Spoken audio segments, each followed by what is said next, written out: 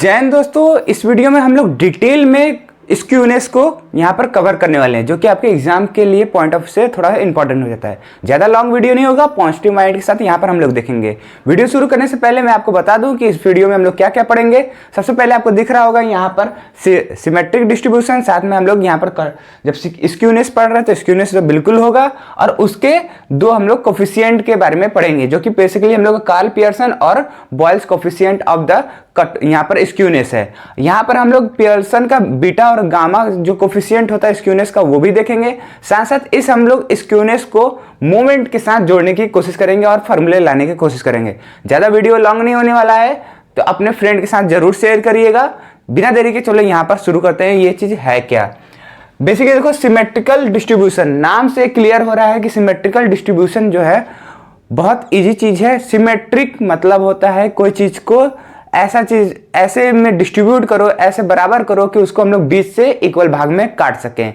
जैसे कि एग्जांपल के तौर पर नॉर्मल ले लो, एक बॉल है, अगर बॉल को तुम चाहो तो बीच में से ऐसे ऐसे ऐसे काट के इक्वल डिस्ट्रीब्यूट कर सकते हो। ठीक उसी प्रकार यहाँ पर सिमेट्रिक डिस्ट्रीब्यूशन है। तो इसको थोड़ा सा लाइन बाय लाइन जानते हैं। ये है क्या?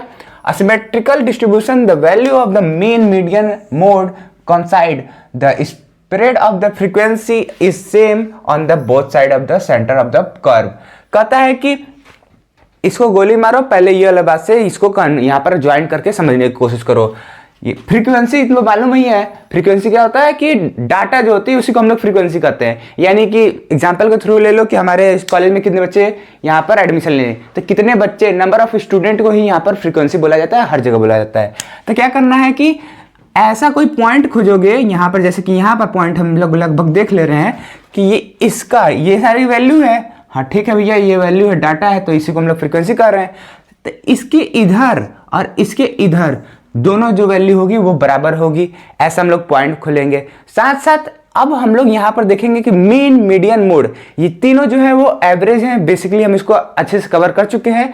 ये तीनों जो हो वो एक पॉइंट पर कॉन्साइड करे, यानी कि ऐसा पॉइंट हो जिसपे वो मीन जो हो मोड के बराबर हो, मोड जो हो वो मीडियन के बराबर हो, यानी कि तीनों आपस में जो होगा वो बराबर होना चाहिए।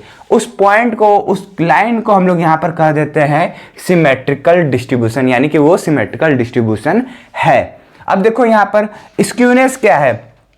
स्क्यूनेस कुछ नहीं है, यही चीज को थोड़ा सा और ब्रॉड में और अच्छे से समझा दिया गया है कि कोई अगर फ्रीक्वेंसी है, वैल्यू है, उसको अगर हम लोग सिमेट्रिकल से डिस्ट्रीब्यूट कर देंगे तो यहाँ पे स्क्यूनेस कहला जाएगा। बेसिकली स्क्यूनेस जो है वो डिफाइन होता है उसके दो टर्म पर, पॉजिटिव और निगेटिव वाले पर।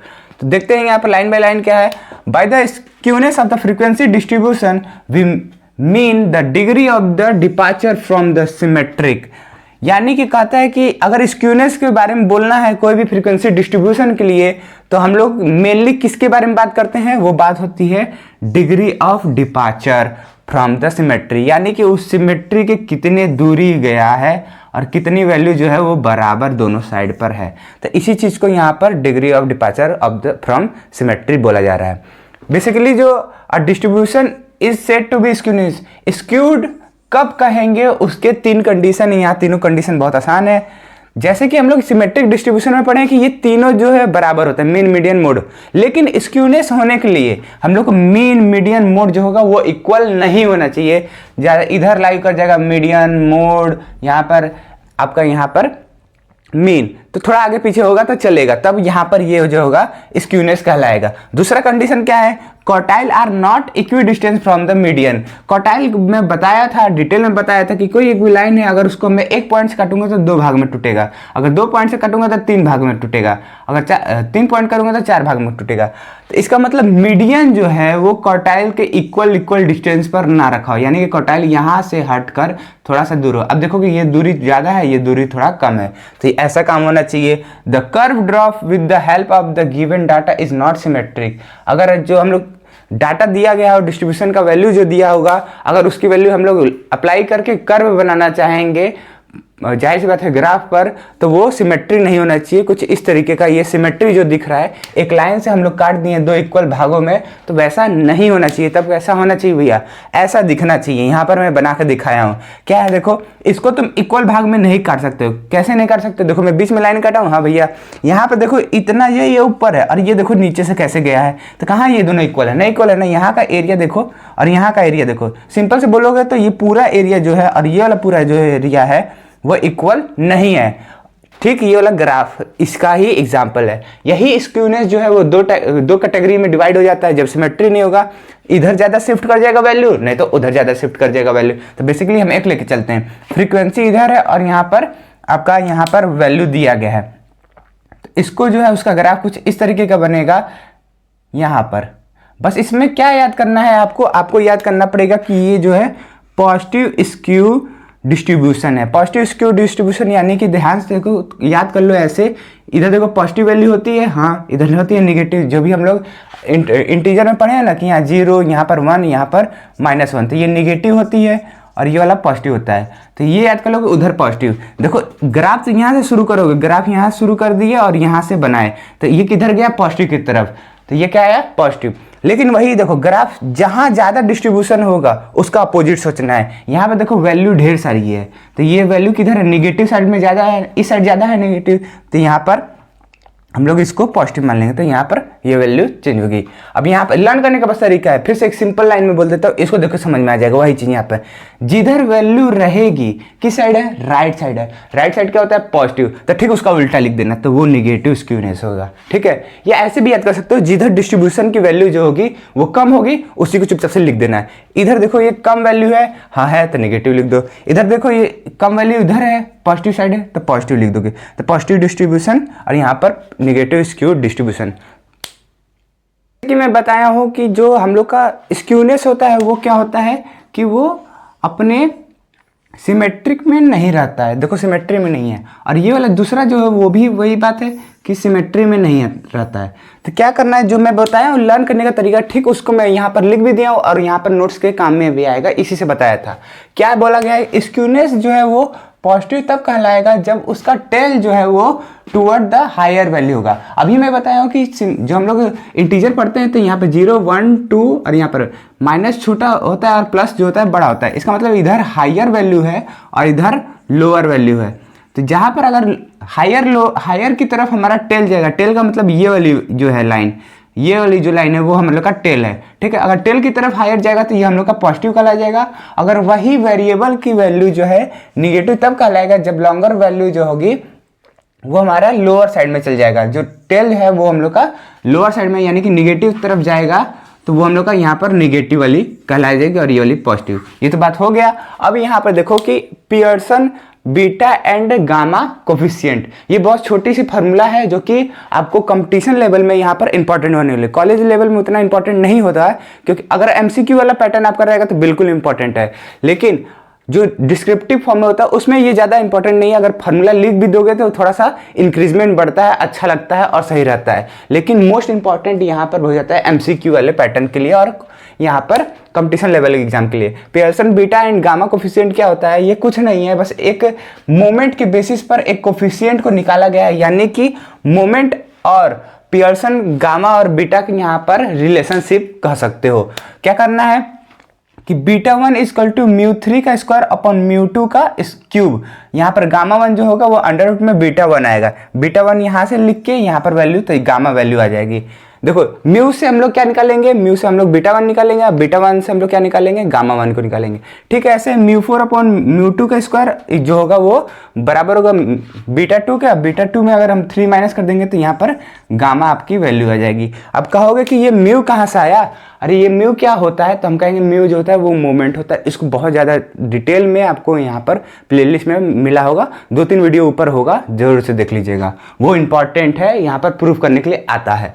अब देखो हम लोग यहाँ कर रहे हैं मोस्ट इंपॉर्टेंट चीज जो है स्क्यूनेस का मेजर, यानी कि मेजर ऑफ द स्क्यूनेस। क्या बात है यहाँ पर मेजर ऑफ स्क्यूनेस, जैसे बोला मैं 2 टाइप के होते हैं। पहले तो यहाँ दिख रहा है Karl Pearson coefficient of the skewness, और दूसरा मैं बोला हूँ कि यहाँ पर Bowley's coefficient of the skewness. तो इन दोनों को जरूर से पढ़ना है, ये आता ही है। क्या करना है कि देखो the following coefficient skewness which measure the skewness this pure number is independent unit of the measurement. क्या कहता है कि जो यहाँ पर हम लोग पढ़ने वाले हैं ये कोफिशिएंट ऑफ द मेजर जो पढ़ने वाले हैं वो जो होगा वो स्क्यूनेस का मेजर करता है, साथ साथ ये जो ऐसे नंबर होंगे जो मेजरमेंट के यूनिट के इंडिपेंडेंट होगा, यानी कि इसमें बेसिकली यूनिट नहीं आता है। तो क्या करना है, Karl Pearson coefficient of the skewness क्या है, कुछ इस तरीके का है, फार्मूला बेसिस पर है, कुछ डिस्क्रिप्शन इसमें लिखना नहीं है। आप चाहो तो फार्मूला से जो है आप यहाँ पर इंग्लिश बोल सकते हो। कैसे, यहाँ पे स्क्यूनेस जो है वो इक्वल होगा the difference between the mean and mode with the, यहाँ पर डिवाइड जब करेंगे तो यहाँ पर आपकी वैल्यू आ जाएगी, यहाँ पर ये स्टैंडर्ड डेविएशन जिसको हम लोग सिग्मा भी कहते हैं। इसको और अच्छे से लिखने का तरीका ये है कि the skewness is defined as in the Karl Pearson the ratio of difference between the mean and mode with the यहाँ पर स्टैंडर्ड डेविएशन। ऐसे करके लिख सकते हो, लेकिन उतना जरूरी नहीं है, मैं बोल दे रहा हूँ, उसको एक बार लिख लेना थोड़ा सा रिवाइज करके, ठीक है, तो आपको याद करने में थोड़ा आसानी रह जाएगा। इट इज डिफाइंड एज कुछ इस तरीके का, एस के जो है यहाँ पर हम लोग को स्क्यूनेस डिनोट कर रहा है, एम जो हम लोग का मीन और एम नॉट जो है या एम ओ जिसको कहते हैं मोड, और यहाँ पे जो यहाँ पे सिग्मा है वो स्टैंडर्ड डेविएशन को डिनोट कर रहा है। तो एम माइनस एम नॉट अपन में सिग्मा यहाँ स्क्यूनेस आएगा। साथ साथ यहाँ पर लिमिट ऑफ स्क्यूनेस क्या है, ये कभी भी 1 और 1 से बड़ा नहीं हो सकता, यानी कि कहने का मतलब है कि जो मैं कब से बताया जा रहा हूँ -1 1 ले रहा हूँ, इससे यहाँ तक तो आ जाएगा, तो कोई दिक्कत नहीं है, यहाँ तक तो आ जाएगा। इसी के बीच में हमारी आंसर जो होगी वो लाई करती रहती है, ऐसे बनेगी, कभी ऐसे बनेगी, ऐसे भी बन सकती है। तो बेसिकली इसी के बीच में हम लोग के आंसर जो है लाई करेगा। तो यहाँ पर लिमिट लिख दिया गया है कि स्क्यूनेस का +1 से लेकर -1 तक यहाँ पर लिमिट होता है। Skewness is the positive if m is greater than the m not, negative if the ये। कहता है कि अगर इस फॉर्मूले के हिसाब से देखा जाए तो क्या बात है, देखो सीधा सा बात है कि इसको लेकर आओ, अगर तुम्हारा मीन बड़ा होगा, मीन पॉजिटिव ज़्यादा होगा तो पॉजिटिव वैल्यू देगा। क्यों? क्योंकि इस बड़ी वैल्यू में छोटी वैल्यू माइनस करो तो पॉजिटिव होता है, तो ये पूरा जो वैल्यू होगा वो पॉजिटिव हो जाएगा। अगर वही चीज़ यहाँ पर, ये बताऊंगा ये फार्मूला कैसे आया, यहाँ पर अगर मीन जो है मोड से बड़ा हो जाएगा तो भी पॉजिटिव वैल्यू आएगी। क्यों? यह जो पॉजिटिव में से छोटी वैल्यू माइनस करेंगे तो पॉजिटिव ही आती है। अगर मीन छोटा हो जाएगा मोड से या मीन छोटा हो जाएगा मीडियन से तो वो हो जाएगा निगेटिव वैल्यू। निगेटिव वैल्यू क्यों? क्योंकि यहाँ पर निगेटिव वैल्यू मतलब छोटी वैल्यू और माइनस बड़ी वैल्यू, तो बड़ी वैल्यू का ही तो साइन लेके चलते हैं हम लोग, तो यहाँ पर निगेटिव दोनों में हो जाएगा। ये याद तुमको तब आएगा, ये वाला फार्मूला देखो, ये यहाँ से ये वाला फार्मूला जो है ये वाला फार्मूला में कन्वर्ट कैसे हुआ। तो अब हम लोग बॉयल्स कोफिशिएंट ऑफ स्क्यूनेस देखेंगे। इसमें कुछ नहीं, बस फार्मूला को लर्न कर लेना है।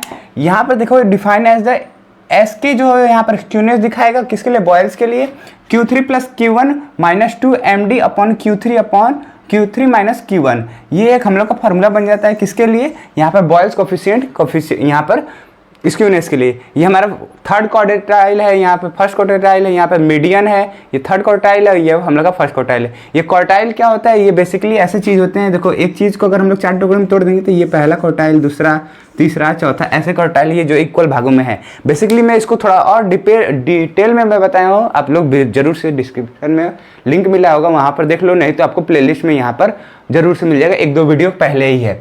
यहाँ पर लिमिट जो होता है, जैसे स्क्यूनेस का बोला हूँ कि +1 से लेकर यहाँ पर -1 तक यहाँ पर होता है इसका पूरा लिमिट, मतलब इसके बाहर नहीं जा सकता। अब जैसे फार्मूला के हिसाब से बता दोगे तुम्हें कि स्क्यूनेस जो होगा पॉजिटिव कब होगा कब निगेटिव होगा। जब इसकी देखो पॉजिटिव है इसलिए मैं इसको एक साथ ले लिया हूँ, क्योंकि कोई भी वैल्यू रखूंगा तो पॉजिटिव ही देगा, तो इस अगर निगेटिव रखूंगा तो निगेटिव ही देगा, यानी कि दोनों जो है सेम चलेंगे। अगर निगेटिव रखूंगा तो निगेटिव देता है, पॉजिटिव देता है तो पॉजिटिव, सेम इसमें भी निगेटिव रखता हूं तो निगेटिव और पॉजिटिव रखता हूं तो पॉजिटिव, इसलिए मैं इसको साथ ले लिया और इसको साथ में ले लिया हूं। ठीक है, अगर इसकी वैल्यू ज़्यादा होगी और इसकी वैल्यू कम होगी तो क्या होगा, ज़्यादा वैल्यू माइनस छोटा वैल्यू तो कितना होगा, पॉजिटिव वैल्यू देगा। वहीं पर यहाँ पर अगर इसकी वैल्यू कम हो गई, इसकी वैल्यू ज़्यादा हो गई, छोटी वैल्यू माइनस बड़ी वैल्यू क्या होगी, निगेटिव वैल्यू। इसी को थोड़ा सा और अच्छे से लिख दिया गया है क्या, इट इज़ अ पॉजिटिव तब होगा जब इसकी वैल्यू जो होगी वो बड़ी होगी इसके, या सिंपली ऐसे कर सकते हो कि Q3 + Q1 जो होगी वो बड़ी होगी 2 MD से, तो यहाँ पर पॉजिटिव वैल्यू देगा। अगर निगेटिव तब देगा जब Q3 + Q1 जो होगा वो छोटा होगा 2 MD से। ठीक है, तो ये यहाँ पर फार्मूला बन जाता है। अब बेस्ड अपॉन द मोमेंट से रिलेशनशिप कैसा है इसका थोड़ा सा उसको भी देख लो। कोफिशिएंट ऑफ द यहाँ पर स्क्यूनेस क्या फार्मूला क्या है, अंडर रूट में बीटा 1 यहाँ पर beta 2 plus beta 2 plus 3 upon में 2 ब्रैकेट में 5 beta 2 minus 6 beta 1 minus 9 beta 1 beta 2 basically मैं तुमको फॉर्मूला में दिखा चुका हूँ कि बीटा 1 बीटा 2 क्या है। अभी जस्ट प्रीवियस वाली लाइन में हम लोग का स्लाइड में गया है। क्या है देखो, बीटा 1 जो है यहाँ पर म्यू 3 स्क्वायर अपॉन म्यू 2 का क्यूब है और बीटा 2 जो है म्यू 4 अपॉन म्यू 2 का स्क्वायर है। जहाँ पर स्क्यूनेस जो होगा जीरो तब होगा जब बीटा 1 जीरो होगा। क्यों, ये जब जीरो हो जाएगा रूट जो होगा जीरो हो जाएगा, मल्टीप्लाई करोगे तो वैल्यू क्या हो जाएगी जीरो। इसका मतलब जब तक ये जीरो नहीं होगा तब तक कोई वैल्यू स्क्यूनेस जीरो नहीं होगा। या दूसरा काम हो सकता है कि इसको जीरो बना दे तब पर भी पूरा जीरो हो जाएगा। कैसे इसको जीरो बनाएंगे, इसको इक्वल टू 3 ले लेंगे, इक्वल टू जीरो बनाना है तो क्या करेंगे, बीटा इक्वल टू हो जाएगा, ये उधर जाएगा तो -3, यानी कि बीटा 2 की वैल्यू जब -3 वैल्यू आएगी, अगर इसकी वैल्यू -3 रख देंगे तो प्लस माइनस कट के जीरो, मल्टीप्लाई करेंगे तो जीरो पूरा जीरो। अगर हम लोग बीटा 2 की वैल्यू -3 रखते हैं तो यहाँ पर बीटा जो वैल्यू जो होगी वो यहाँ पर जीरो हो सकती है। Hence, beta 1 is regarded as the measure of the skewness tendency. कहता है कि मतलब जो यहाँ पर स्क्यूनेस का मेजर है वो बीटा 1 बेसिकली है, क्योंकि इसको बीटा 1 को हम लोग जीरो रख रहे हैं तो वैल्यू पूरा आ जा रहा है। लेकिन इसको यहाँ पर -3 रख देंगे तो ये पूरा जीरो आ जाएगा। लेकिन बीटा 2 कभी जीरो नहीं हो सकता, इसलिए हम लोग इसको नहीं ले रहे हैं। जो जीरो हो सकता है उसी को हम लोग डायरेक्ट ले रहे हैं। देखो इसकी वैल्यू -3 तो यहाँ पर आ गया। अब मैं एक बात बताता हूँ, सुनो ध्यान से। ये पूरा भी जो है हम लोग का स्क्यूनेस वो फिनिश हो चुका है। तो मैं तुमको प्लीज़ अपने कमेंट में बता दीजिएगा कि आपने नोट्स बनाया कि नहीं बनाया, कोई दिक्कत तो नहीं हो रही है, समझने में कोई दिक्कत हो रही है तो बता दीजिए, या लिखने में राइटिंग स्पीड लैंग्वेज आवाज़ कुछ भी दिक्कत हो रही है तो प्लीज़ आप बताइए, मैं उसको और इम्प्रूव करूँगा और बेसिकली उसको और सही करने की कोशिश करूँगा। तो मिलते हैं अगले वीडियो में, फिलहाल के लिए इतना ही। जय हिंद, जय भारत।